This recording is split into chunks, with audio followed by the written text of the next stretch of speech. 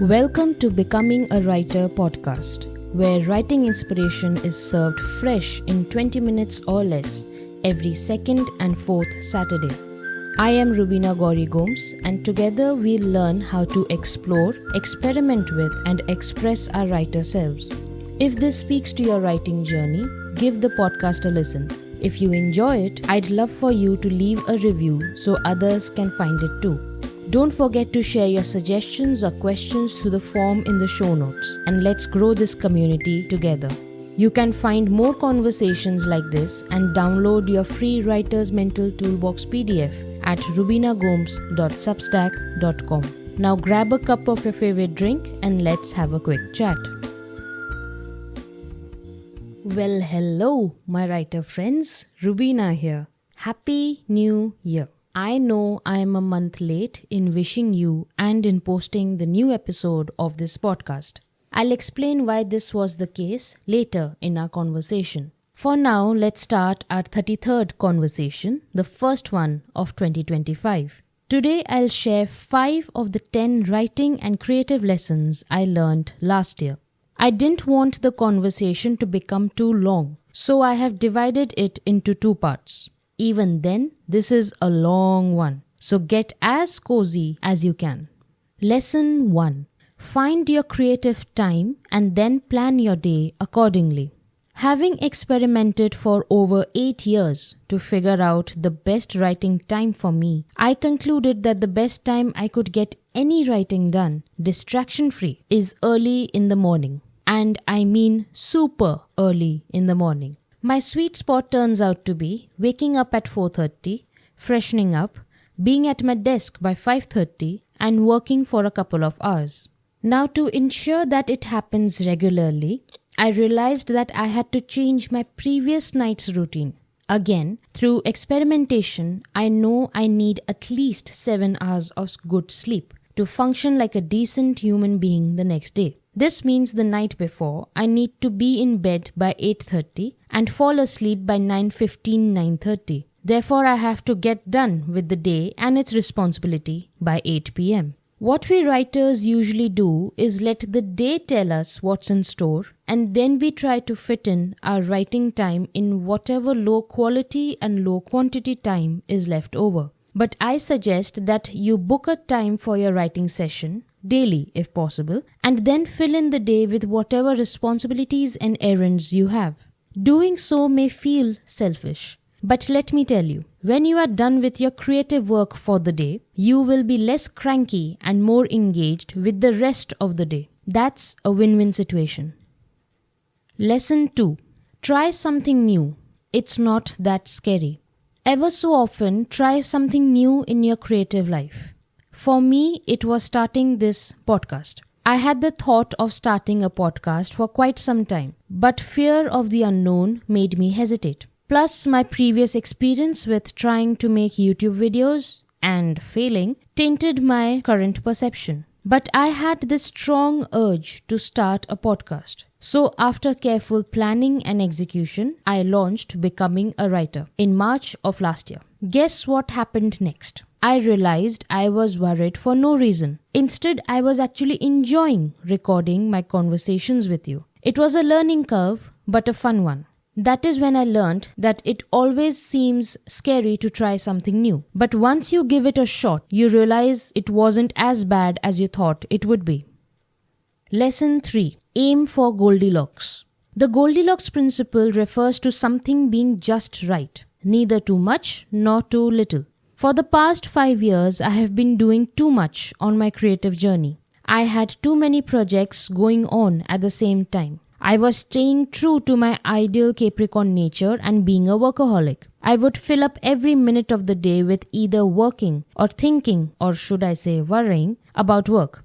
I was driving myself mad and over the edge of the burnout cliff. It was a health scare, a minor one, don't worry, that made me realize the toxic routine I had enslaved myself into. Slowly and steadily, I used the past couple of years to pull myself out of that situation, which eventually led me to find my Goldilocks zone. I work best when I focus on one thing at a time, whether it's an essay, a scene, or a podcast episode.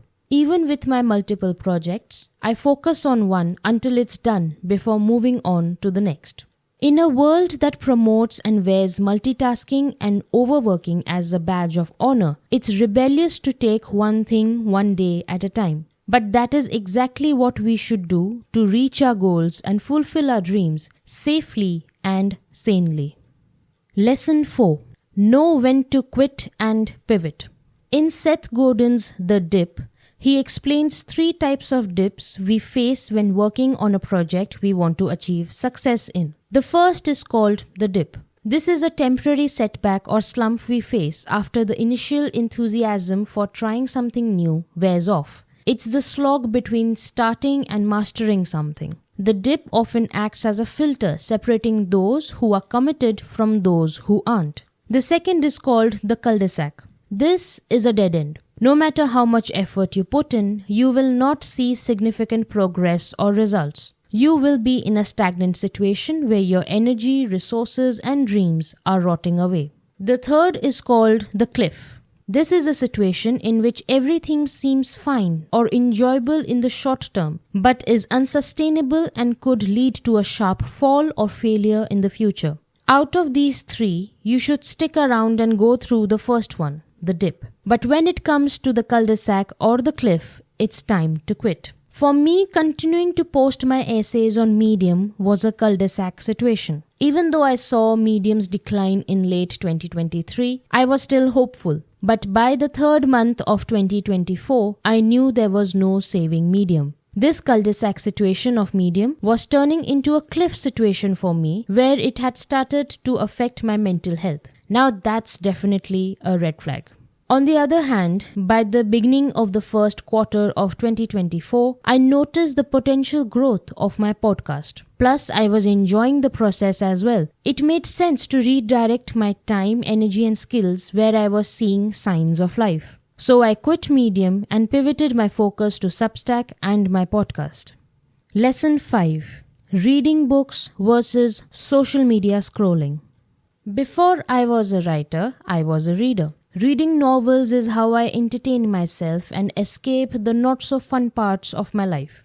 Our relationship was growing strong with each passing year. My book and I became friends for life, not wanting to spend a moment away from each other. Well, that was until social media apps came into our lives. With her enticing siren's call, social media started to lure me towards the quick rushes of cheap entertainment and escape. There was a time when every free second of my day was used to read another chapter of my current read. Now it went to scroll Instagram. Somehow last year my trance broke and I realized how sick I was mentally and emotionally. While reading books would enrich my life, scrolling social media would drain all life out of me. After some harsh and truthful examination, I came to the conclusion that we all know subconsciously. Consumption of social media is not healthy, but reading books is. If I compare their ROI, reading books has in many cases delivered me 10x returns, while social media has always been on the negative side of the scale. One of my goals for the new year is to rekindle my relationship with reading and avoid social media both for consumption and creation as much as possible. Phew, that was a lot for now. What are your thoughts on this? Is there any lesson here that you resonated with? I'd love to hear from you in the comments on Substack and YouTube. Well, that's it for today. Next time we meet, we'll discuss the other 5 writing and creative lessons I learned last year. Until then, keep writing, my friend. Thank you for catching up with me today. I hope you found some inspiration to help you grow a deeper relationship with your writer self. If you enjoyed today's episode, don't forget to follow the podcast and drop a review. You can also share any suggestions or questions with me through the form in the show notes. You can find more conversations like this and download your free Writer's Mental Toolbox PDF at rubinagomes.substack.com. That's a wrap for now. See you later.